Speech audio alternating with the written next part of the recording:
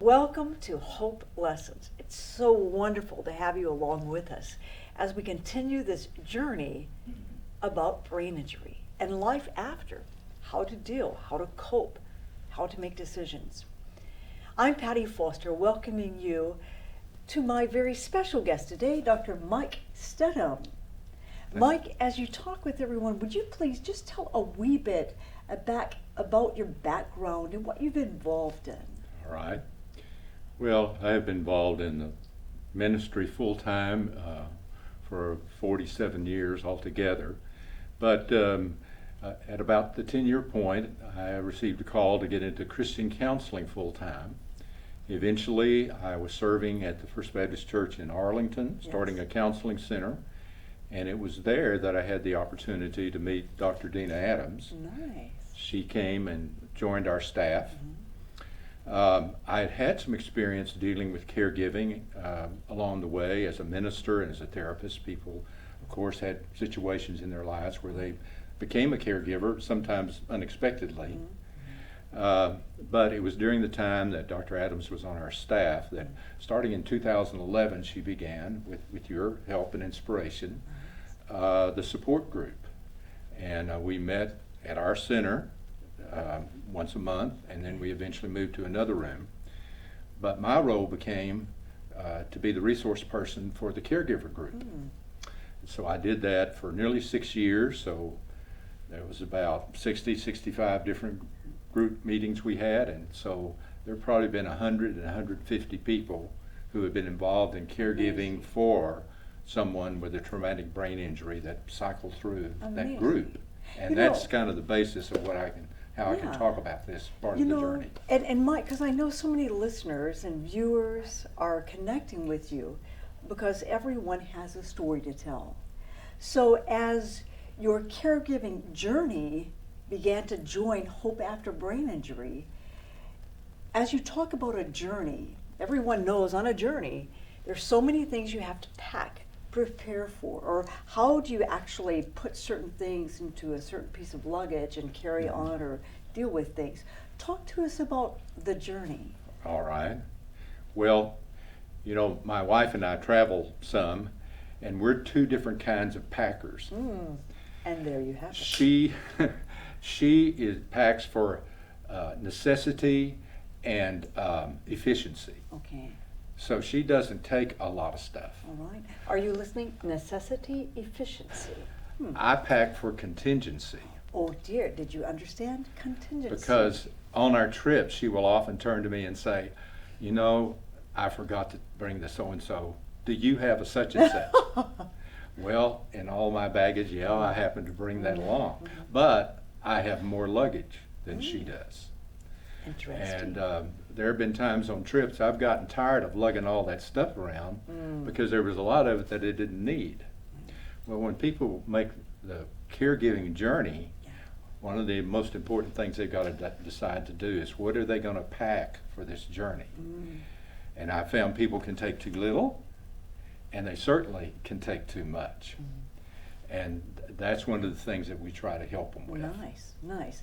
So they can talk with you about the journey and what's needed, not needed. And often I hear people, and many of you will relate to the journey that you're on right now and where you are and what you are desperately needing. And as we bring hope lessons, because just like with what Mike is offering, it's hope that's realistic, but he's learned firsthand. And then from so many in the group he's had relationship with. So let's talk about the resources along this journey that really add to the quality of caregiving. All right. Well, of course, there's some basic things that we hope everybody can get, and that is good medical care and rehabilitative therapeutic care. Hopefully people have some benefits, some medical insurance and so forth, because this is an expensive thing. It's very costly to deal with. Hopefully you find out that your family is there for you. They say they are, but some of our caregivers find out, well, no, that's not necessarily the case. And you can have a network of friends and meaningful relationships. So those are some basic things. But Patty, I found that there's another suitcase you need to pack, and this suitcase is in your head, because there are certain things you need to put up there. All right. Certain ideas, ways of thinking, values, and you don't want to leave this stuff behind.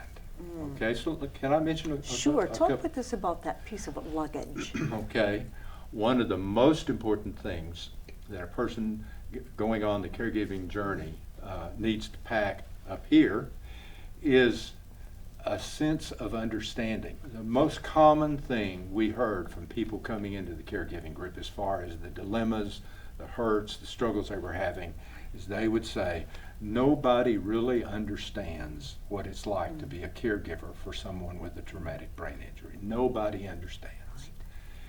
Well, if you think that way, if that's the way you pack, that's going to get pretty heavy. Yeah. And so I'm glad to say that the blessing, the help that the group has given most often to caregivers is when they come to that group, over a period of time, they realize that they're with people in that group who do understand. They've been there, they've done this, and they're there for them. Yeah. So that's a great thing that's happened. And then some of the people in the group also join caregiving groups that are online, and there are several. Sometimes some are better than others, and a person would just have to pick and choose. But there are 2 or 3 that were very helpful, because some people, because of their caregiving responsibility, can't leave and physically come to a meeting, Sure. but they could do it online. Sure. Yeah. And then a third thing that we've seen happen is people form relationships with other caregivers. Can I tell you a story to I illustrate would that? love to hear that. Would you like to hear the story? I do believe it will connect. Well, I went in to start our caregivers group one day, and there were 2 ladies sitting beside each other. And when they came in, I noticed they just hugged each other, and one patted each other on the arm, and they sat right down beside each other. And so I went over, and I wasn't trying to pry anything, but I looked at one of them, the younger one, who's new to the caregiving journey. And she patted the lady on the leg, and she said, "She is my CGB."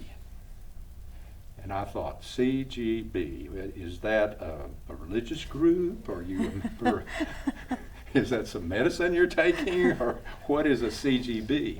And she said, no, she's my caregiving buddy. And she said, we met at this group, and she's been a great help to me in so many different ways. And we talk on a fairly regular basis. And in fact, this caregiving buddy had gone to this lady's house a couple of times and relieved her, so she could go to the store and do some of those other things. Nice. So she was able to get the understanding she needed in one particular person. That was one of the best ways that I've seen that happen. Yes, and it shows how important it is for us to go out of our way to extend mercy or grace or help or just the time of day. Right. CGB or not. Very nice. Right. Yes, and you know, and as you're speaking with the listeners and the viewers and the audience, and they're dealing with what you're dealing with right now in the middle of brain injury. Let's talk about, as we wrap up this time together, because I know we have so much to cover, so maybe we'll do another segment so we can continue this conversation. So let's wrap it up with priority, because I know with resources, there's always an importance to have that value of priority for that quality. So can you tell us in about 60 seconds that importance? All right. Well, the medical care, family support, all of that is very important, but that sense of feeling understood. And this organization is called Hope After Brain Injury. And that's one of the other things you got to pack for your journey is hope. And we can talk about that. And then, of course, another thing that's very important is caregivers have to know how to take care of themselves. If they don't, it's not going to go well. And they have to learn they can't do it all themselves. That caregiving is a family and a group task, and there are people that will help them if they'll let them. Okay.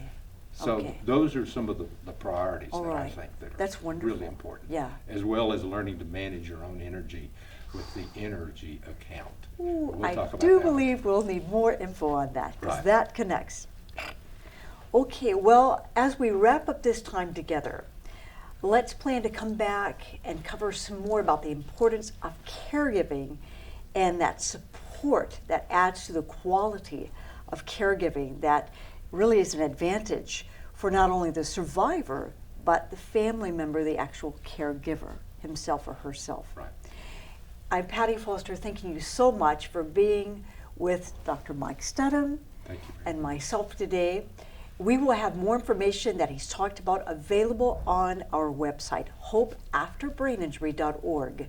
We'll have that on the screen as well so that we can be in touch, and I will look forward to spending more time with you soon and very soon.